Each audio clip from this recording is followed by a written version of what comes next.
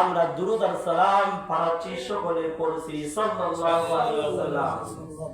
সম্মানিত উপস্থিতি, আমরা আলোচনা করতেছিলাম আল্লাহ তাআলার বরত্ব নিয়ে। আল্লাহ তাআলার যে সৃষ্টি রয়েছে, যে রব আপনাকে আমাকে সৃষ্টি করল, অনর্থক সৃষ্টি করে নাই। কেন সৃষ্টি করলো বান্দা? প্রত্যেকটা জিনিস কিন্তু এর পিছনে কোনো না কোনো কাজ রয়েছে। আপনি একটা মোটরসাইকেল নিছেন, এই মোটরসাইকেলটা কেন নিছেন? অবশ্যই আপনার কাজে লাগতেছে, এই জন্যই কিন্তু আপনি মোটরসাইকেলটা নিছেন, কাজের জন্যই। আপনি একটা কোট নিছেন, এই কোটটা কেন নিছেন? আপনার পরার জন্য, শীত থেকে আপনাকে, আপনার দেহটাকে রক্ষা করার জন্য, ঠিক কিনা? এই জন্য বান্দা রব্বুল আলামিন বললেন, বাদিউস সামাওয়াতি ওয়াল আরদ আন্না ইয়াকুনু লাহু ওয়ালাদু ওয়া লাম তাকুল লাহু সাহিবা। আল্লাহু আকবার। আল্লাহ পাক রব্বুল আলামিন বললেন, কেন আমরা আল্লাহ তাআলার পরিচয় নিয়ে আলোচনা করতেছিলাম। রব্বে কারীম বলেছেন সূরা ইখলাসের মধ্যে, কুল হুয়াল্লাহু আহাদু লিল্লাহুস সামাদ লাম ইয়ালিদ ওয়া লাম ইউলাদ। তিনি জন্ম দেন না এবং জন্ম নেন না। এরপরে এই আয়াতের কারিমার মধ্যে বলেছেন এটা।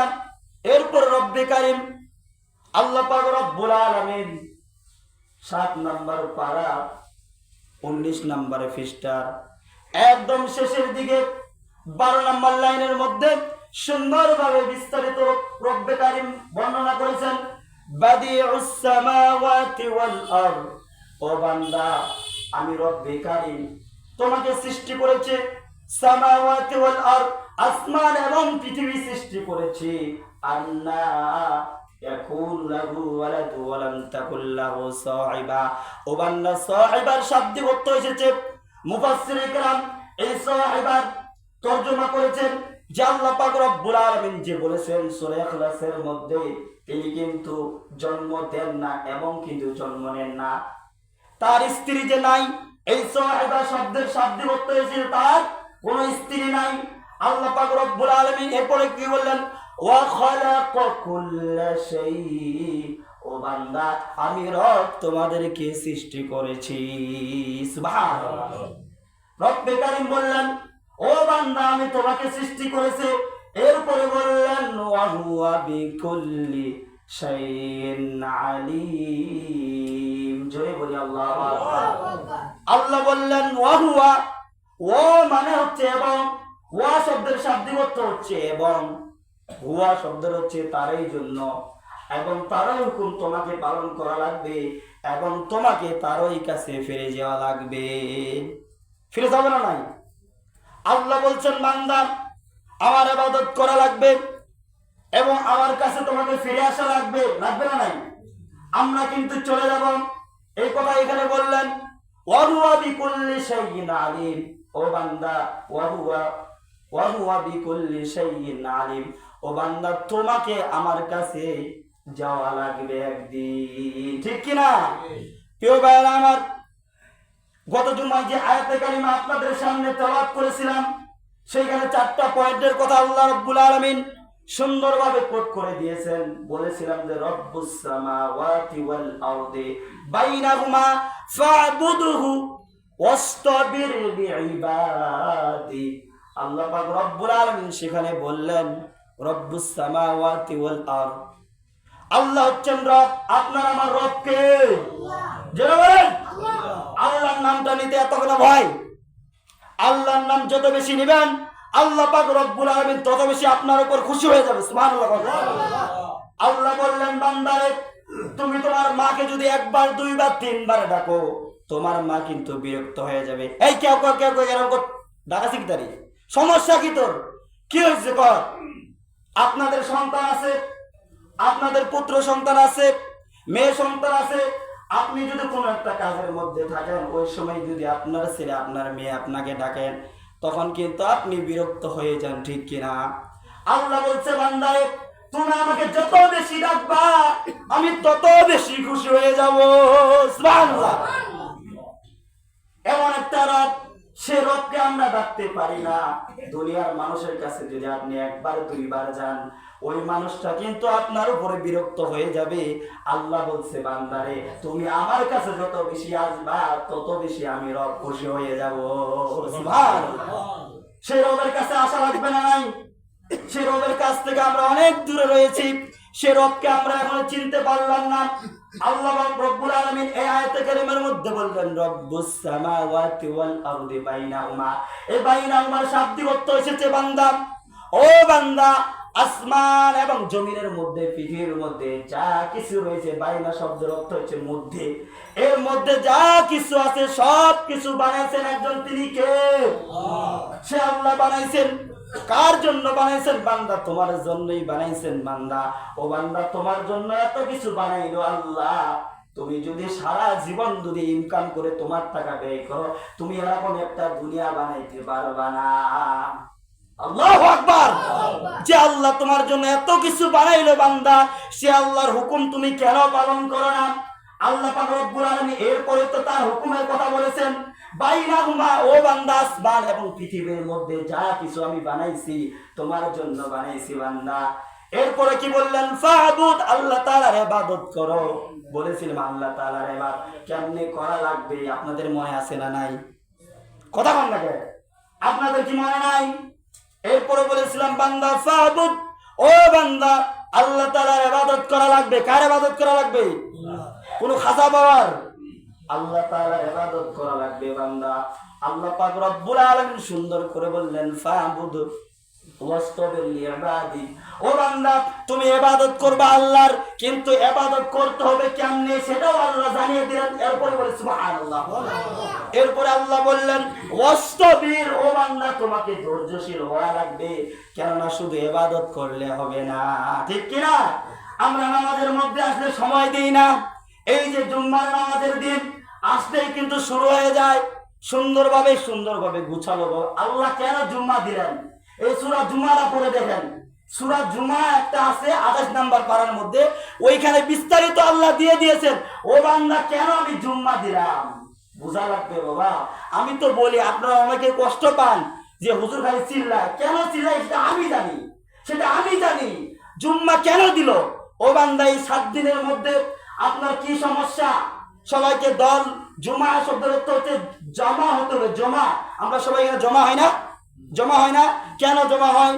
এই আপনার রাষ্ট্রের মধ্যে, আপনার পরিবারে কি সমস্যা রয়েছে, সব কিছু সমস্যার সমাধান পাবেন আপনি জুমার দিনে এই খতিব সাহেবের আলোচনার মধ্যে, ঠিক কিনা? কথা বুঝেন নাই?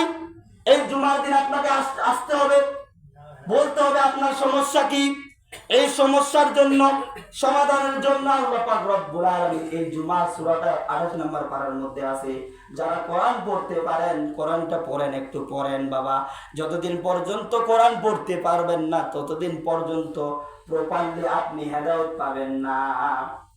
এই জন্য আমরা তো কোরআন পড়তে পারি না, কিন্তু আমরা কোরআনের যে আলোচনা করি, সে আলোচনার মধ্যে কেন আপনারা এরকম করেন? আসেন না কেন ঠিকভাবে? আল্লাহ পাক রব্বুল আলামিন বললেন ফাবুদ রাব্বাকা ফাবুদ ওয়াস্তাবির লিইবাদি। ও বান্দা, এরপরে বললেন আল্লাহ তাআলার ইবাদতের পরে আল্লাহ বললেন ধৈর্যশীল হওয়া লাগবে। তাহলে এখানে কোনো কারণ আছে? কথা বল না। আল্লাহ যে বললেন বান্দা আমার ইবাদত করা লাগবে, এরপরে ধৈর্যশীল হওয়া লাগবে, অবশ্যই এখানে কারণ আছে। শুধু নামাজ পড়লে হবে না, নামাজের মধ্যে আপনাকে ধৈর্যশীল হওয়া লাগবে, লাগবে না নাই? এই যে ধৈর্য সবর, আল্লাহ পাক রব্বুল আলামিন সূরা বাকারার 155 নম্বর আয়াতের মধ্যে রব্বুল আলামিন বলেছেন, 2 নম্বর পারা 2 নম্বর পৃষ্ঠার আল্লাহ পাক রব্বুল আলামিন 10 নম্বর লাইনের মধ্যে বলেছেন ওয়াস্তাইনু বিস-সাবরি ওয়াস-সালাহ। জোরে বলি আল্লাহু আকবার। ওয়াস্তাইনু, আল্লাহ সর্বপ্রথম বললেন বান্দা তোমাকে ধৈর্যশীল হওয়া লাগবে। কি বললেন? ধৈর্যশীল হওয়া লাগবে। আগে তো বলতে পারতেন নামাজ পড়ার আগে ওয়াস্তাইনু বিস-সাবরি ওয়াস-সালাহ, ধৈর্যশীল হওয়া লাগবে, সবর করা লাগবে। এরপরে আল্লাহ বললেন সালাতের কথা। সালাতের কথা কেন বললেন বোঝা লাগবে বাজান। কেন শুধু নামাজ পড়লে হবে না, আপনি শত শত কাজ করেন, অনেক ব্যস্ত থাকেন, সমস্ত কাজের মধ্যে আপনি সময়টা সুন্দরভাবে গভীর মনোযোগ দিয়ে আপনি করেন, কিন্তু আল্লাহ তাআলার শ্রেষ্ঠ ইবাদত এই নামাজের মধ্যে আসলে আপনার তাড়াহুড়া কেন? কথা বলেন না কেন? এখানে আসলে আপনার তাড়াহুড়া কেন? তাড়াতাড়ি শুরু করেন, তাড়াতাড়ি শেষ করেন। আমি কাউকে কটাক্ষ করে কথা বলি না, আল্লাহ যেটা বলছেন সেটা আমি বলতেছি, ঠিক কিনা? আল্লাহ রাব্বুল আলামিন 8 নম্বর পারা 10 নম্বর পৃষ্ঠার আল্লাহ পাক রব্বুল আলামিন সূরা আনআমের মধ্যে 1 নম্বর 2 নম্বর লাইনের মধ্যে বলেছেন, কিতাবুন উনজিলা ইলাইকা ফালা ইয়াকুন ফি সাদরিকা হারাজুম মিনহু লিতুনযিরা বিহি ওয়া যিকরা লিল মুমিনিন। জোরে বলি আল্লাহু আকবার। এই কথাগুলো সুন্দরভাবে শুনবেন। আল্লাহ কি বলছে দেখেন, কিতাবুন, আল্লাহ বললেন আমি একটা কিতাব দিয়েছি, হে হাবিব আমি একটা কিতাব দিয়েছি।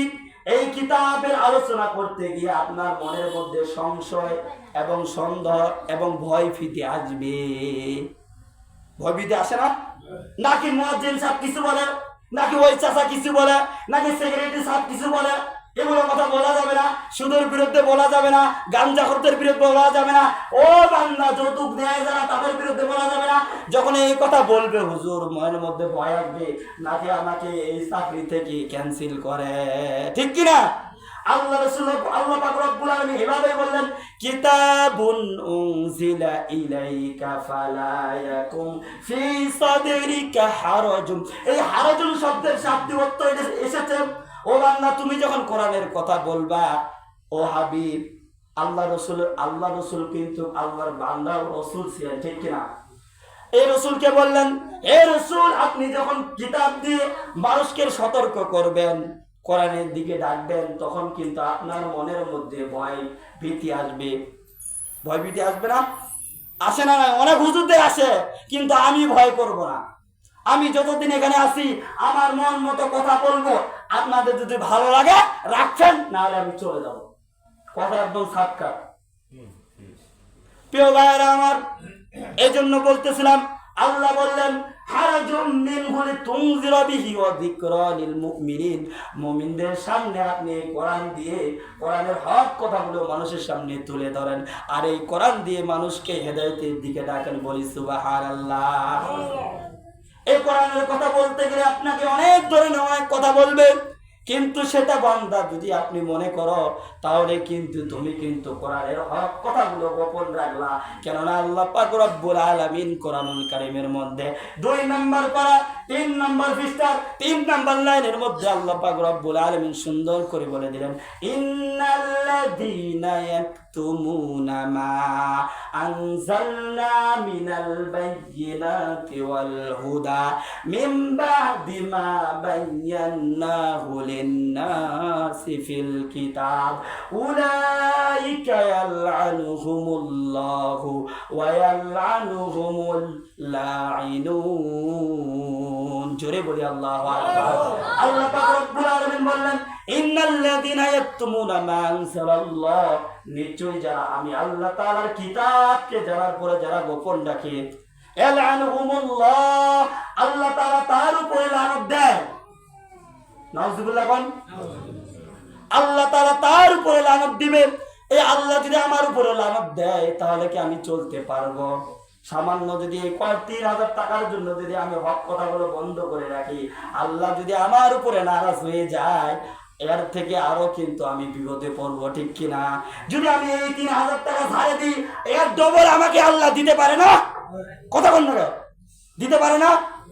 এই জন্য আল্লাহ বললেন, হে রাসূল আপনি যখন কিতাব সম্পর্কে কিতাব দিয়ে মানুষদেরকে হেদায়েত করবেন, যখন ডাকবেন, কিতাবুন উনজিলা ইলাইকা ফালা তাকুন ফি সাদরিকা হারাজুম মিনহু। হারাজুন শব্দের এত পরিমাণে ব্যাখ্যা দিছে, ওরে বাবা মারাত্মক কথা।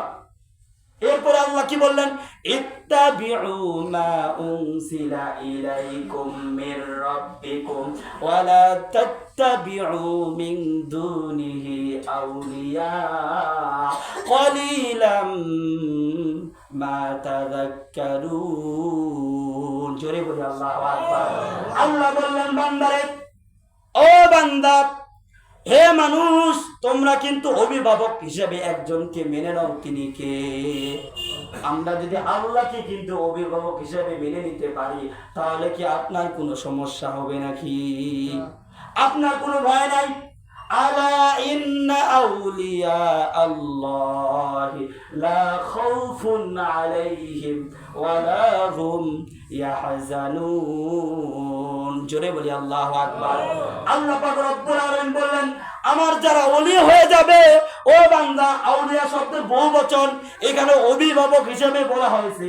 আউলিয়া শব্দের অর্থ কিন্তু অভিভাবক, ওইখানেও কিন্তু আউলিয়া বলেছেন। এখানেও আউলিয়া বলেছেন, ওইখানেও আউলিয়া বলেছেন। বোঝা লাগবে বাবা তাফসীর। আল্লাহ ওইখানেও আউলিয়া বললেন, এইখানে আউলিয়া বললেন। যারা আল্লাহ তাআলাকে অভিভাবক হিসেবে মেনে নেবে, তাদের কোনো ভয় নাই, তাদের কোনো টেনশন নাই। বলি সুবহানাল্লাহ। তাহলে এক নম্বরে আপনাকে আমাকে আল্লাহকে অভিভাবক হিসেবে মেনে নেওয়া লাগবে, ঠিক কিনা? আর আল্লাহর কোন কি স্ত্রী আছে, পুত্র আছে?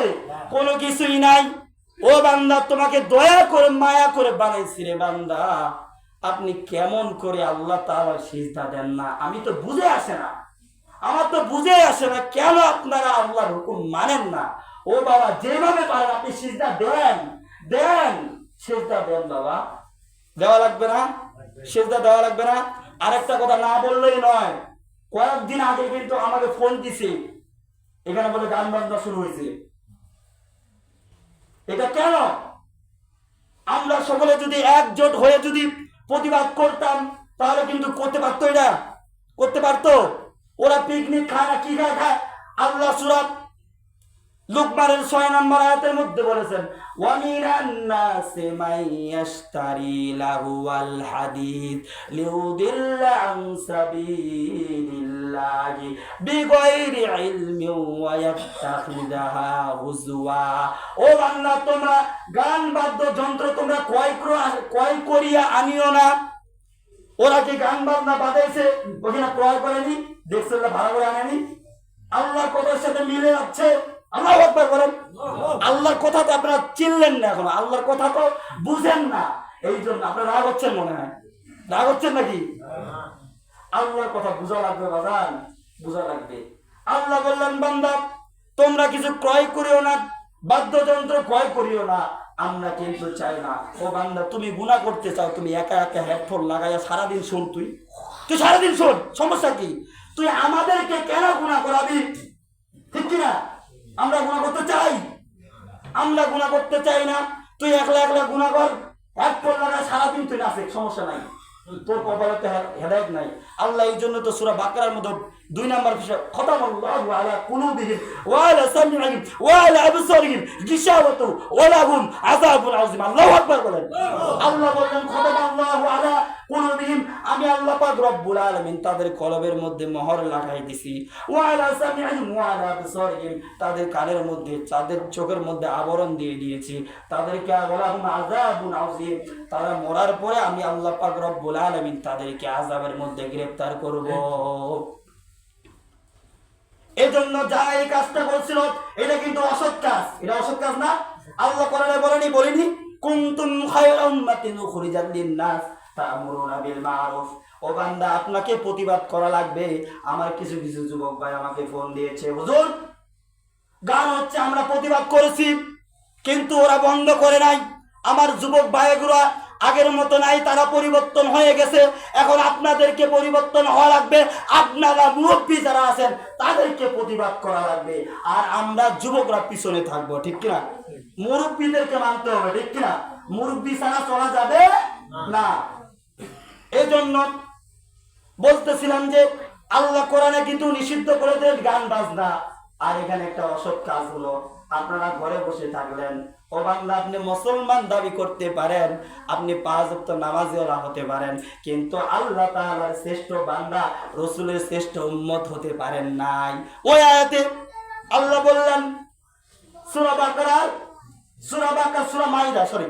মাইদার 101 নম্বর আয়াতে বললেন, কুনতুম খায়রা উম্মাতিন উখরিজাত লিন-নাস।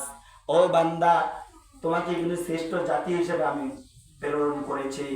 কিন্তু বান্দা, শ্রেষ্ঠ জাতি তারাই হতে পারবে, এটা বলছিলাম, তারপর আবার বলা লাগতেছে। আপনারা বিরক্ত হচ্ছেন নাকি? যদি বিরক্ত হন তাহলে শেষ করে দিব তো। এই জন্য আপনাকে বোঝা লাগবে, যদি আপনি শ্রেষ্ঠ উম্মত হতে চান, শ্রেষ্ঠ বান্দা হতে চান, তাহলে আপনাকে অসৎ কাজের বাধা দেওয়া লাগবে। খালি নামাজ পড়লে হবে না, কাই কি করছে এটা বললে হবে না, আপনাকে বাধা দেওয়া লাগবে যদি মুসলমানের বাচ্চা হন, ঠিক কিনা? আপনি জানেন না অসৎ কাজে বাধা দেওয়া লাগবে। আল্লাহ ওই আয়াতে বললাম যে আপনি কোরআনের কথা জানার পরে যদি গোপন করে রাখেন, তাহলে আল্লাহ আপনাকে লানত দিবে। আপনি জানার পরে কেন আপনি বাধা দিলেন না? ওকে বুঝাবেন, কয়েকবার বুঝার পরে যদি না বুঝে, পরে তার বিরুদ্ধে কঠোর ভাবে আমরা সকলে দলবদ্ধ হই। ওয়াতাসিমু বিহাবিলিল্লাহি জামিআ। আল্লাহ পাক বলা তাফাররাকু সূরা মাইদার মধ্যে বলেছেন, এটা হচ্ছে 4 নাম্বার পারা, 2 নাম্বার পৃষ্ঠার 4 নাম্বার লাইনের মধ্যে আল্লাহ সুন্দর করে বলে দিলেন, ওয়াতাসিমু বিহাবিলিল্লাহি ওয়ালা তাফাররাকু। ও বান্দা, তোমাদেরকে জমাট হওয়া লাগবে, ঐক্য হওয়া লাগবে। যতদিন পর্যন্ত আমরা ঐক্য হব না, একজন বলতেছে আমি একলাই বলতেছি, ওরা প্রতিবাদ করা লাগবে। আর আপনারা যদি একদিনও যদি সবাই মিলে প্রতিবাদ না করেন, হবে? বলে না, একের লাঠি 10-এর মজা। যেমন এখানে আরেকটা কথা মনে আসলো, আমাদের মসজিদের তালাগুলো আপনারা দেন না কেন? আল্লাহ বললেন, লান তানালুল বিররা হাত্তা তুনফিকু মিম্মা তুহিব্বুন। জোরে বলি আল্লাহু আকবার। এই যে লাং শব্দের অর্থ এর সিগা জানেন? লাং যেখানে আল্লাহ যে বলে, কখনোই তারা কল্যাণ অর্জন করতে পারবে না যারা আমি আল্লাহ তাআলার রাস্তায় ব্যয় না করতে পারে। কথাটা বুঝে পাইছেন? কখনোই লাং দিছে, লাং শব্দের এর সিগার মধ্যে এটা কঠিন ভাবে আল্লাহ বলেছেন। এই জন্য আমরা যারা যত টাকা দিতে চাইছি দিয়ে দেবো শীঘ্রই। আল্লাহ পাক রব্বুল আলামিন আমাদেরকে এই কোরআন সুন্নাহ মোতাবেক জীবন যাপন করবার মতো তৌফিক দান করে। ওয়া আখিরি দাওয়ানা আলহামদুলিল্লাহ।